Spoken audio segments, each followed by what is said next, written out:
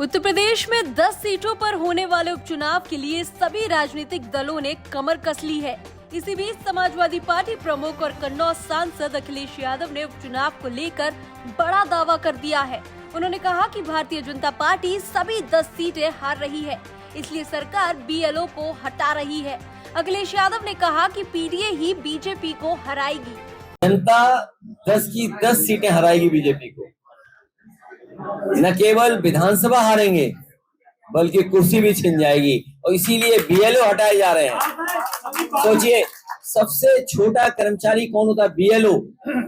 जात के आधार पे बीएलओ अपॉइंट हो रहा है, जात के आधार पे एसडीएम अपॉइंट हो रहा है, जात के आधार पर और अधिकारी अपॉइंट हो रहे हैं।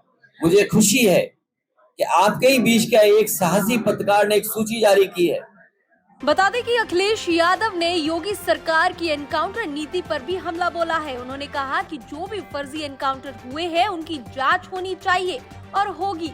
कहा कि 18,000 एनकाउंटर जिनमें 200 जाने गई, टांग पर लगने वाले सभी एनकाउंटर फर्जी हैं।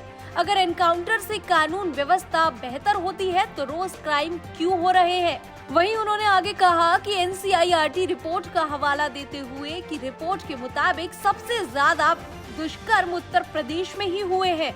ये एनकाउंटर का जो निशाना है वो टांग पे जाता है।